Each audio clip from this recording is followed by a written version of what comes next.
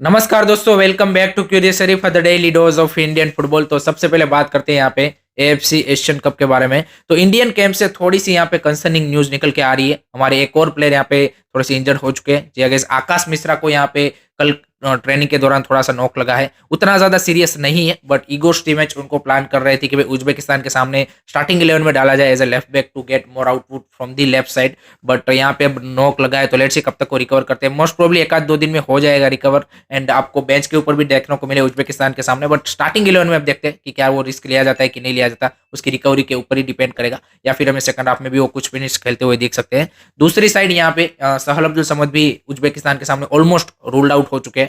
No doubt उन्होंने 1 versus 1 training start कर दी है, बट आई थिंक कुछ भी मिनट वो उज्बेकिस्तान के सामने खेलेंगे वो काफी ज्यादा डाउटफुल है। मोस्ट प्रोबली सीरिया के सामने वो पॉसिबल होता हुआ दिख रहा है। सो लेट होप सो वो भी जल्दी से जल्दी रिकवर कर जाए, ताकि उसकी भी इंडियन टीम को सीरिया के सामने पर्टिकुलरली आई थिंक काफी ज्यादा जरूरत पड़ने वाली है। बट आई थिंक उज्बेकिस्तान के सामने तो नहीं लग रहा कि वो यहाँ पे अवेलेबल रहेंगे।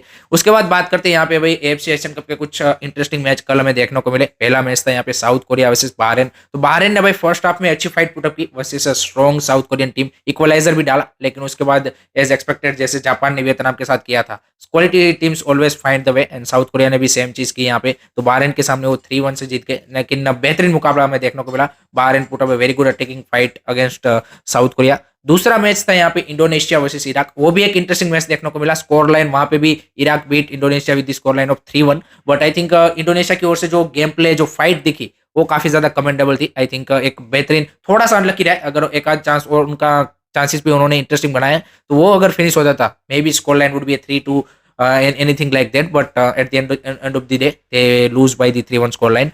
तीसरा मैच भाई इंटरेस्टिंग मैच था, जिसका I think Indian football fans बेसब्री से इंतजार कर रहे थे। तो वहां पे जो उनका सपना था कि मलेशिया को थ्रेस्ट होते हुए दिखना, वही यहाँ पे जॉर्डन ने करके दिखा दिया। 4-0 से भाई मलेशिया को उन्होंने पेल दिया है, पुंगी बजा दी, जो भी बोल लीजिए आप, उन्होंने कर दिया। और फर्स्ट हाफ में 3-0 से यहाँ पे जॉर्डन आगे आगे थी, एंड सेकंड हाफ में एक ही गोल मारा उन्होंने। थोड़ा सा उन्होंने दया आ गई उसको कि भाई यहाँ भाई बच्चा है, जाने दो। तो जो क्या बोलते कि मलेशियन फैंस यहाँ पे इंडियन फुटबॉल फैंस को बार बार 4-0 रिमाइंड करते थे, अब उसको भी भाई हमें मौका मिल चुका है कि भाई 4-0 से भाई जॉर्डन ने आपको हरा दिया है। So that's a great result for Indian football fans also. आज भी अगर बात करें आप, तो एएफसी एशियन कप में कुछ इंटरेस्टिंग मैच है यहाँ पे। पहला मैच है यहाँ पे Thailand versus Kyrgyzstan. This is a very very interesting match, because दोनों ही आप टक्कर की टीम है। So I think I am expecting a really close match, and group F के ही दो मैचेस अभी बचे हैं। सो आई थिंक ये थर्ड पोजीशन की जो लड़ाई है, उसमें आई थिंक ये मैच काफी ज्यादा इंटरेस्टिंग बन सकता है। तो I am seeing a really really close match, and may be ये ड्रॉ भी हो सकता है। दूसरा मैच है यहाँ पे सऊदी अरेबिया वर्सेस ओमान। ये भी एक काफी इंटरेस्टिंग मैच है। ओमान का थोड़ा सा फॉर्म ऊपर नीचे रहा है, एंड ओमान की जिस तरह की 74 FIFA ranking team, and Saudi Arabia currently sitting on the 56।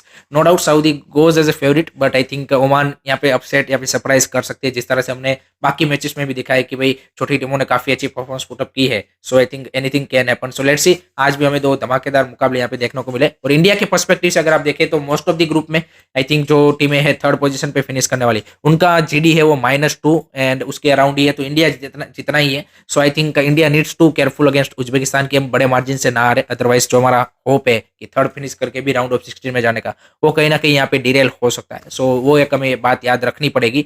एक आध दो ग्रुप में ऐसा है कि हमारे से भी ज्यादा थर्ड पोजीशन की टीम है, उसका जीडी है। बट आई थिंक इंडिया की क्या बोलते कि अपने आप को अवेयर रखना पड़ेगा कि भाई हमें ज्यादा गोल कंसीडर नहीं करने, अगर आप हारते भी हो तब भी उज्बेकिस्तान के सामने। उसके बाद बात करते हैं यहाँ पे भाई कलिंगा सुपर कप के बारे में। तो वहां पे भाई एक बड़ा अपसेट हमें ग्रुप बी में देखने को मिला कल।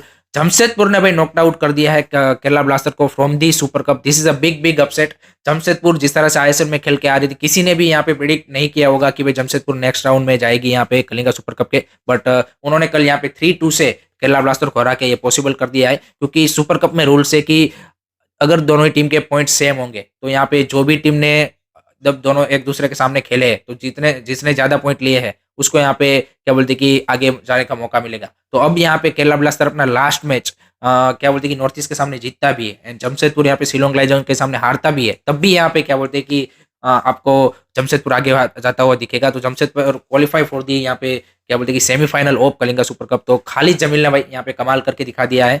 दोनों ही मैच उन्होंने आईएसएल टीम्स के सामने जीते हैं। फर्स्ट मैच में नॉर्थ ईस्ट को हराया, दूसरे मैच में स्ट्रॉन्ग केरला ब्लास्टर जो कि आईएसएल टेबल टॉपर है, उनके सामने जिस तरह की परफॉर्मेंस दी, आई थिंक एक बात तो क्लियर थी जब वो आईएसएल भी खेल रहे थे कि उनके पास देखिए क्वालिटी प्लेयर्स तो थे, चाहे वो फॉरेनर्स की बात करें, इंडियंस प्लेयर भी काफी प्रोमिसिंग टैलेंट्स थे, मोहम्मद सनन, निखिल बालरा और वो सब, आई थिंक। लेकिन जो थिंग वो मिस कर रहे थे वो थे फिनिशिंग, एंड वो यहाँ पे सुपर कप में उनके चिमाचुकू, स्टीव एम्बरी, मोन्जारो, इन सब ने देखा, रायता चिकावा, इन सब ने दिखाई। सो that's a great thing. But Kerala blaster के लिए this is a big big blow. I think fans की भी एक्सपेक्टेशन काफी ज्यादा थी कि टीम एटलीस्ट यहाँ पे सेमीफाइनल फाइनल में तो दिखने ही वाली थी। बट यहाँ पे जिस तरह की परफॉर्मेंस जमशेदपुर ने होल्ड अप की, I think that's a great to see, and let's see how Kerala Blaster fans react about this elimination from the Super cup.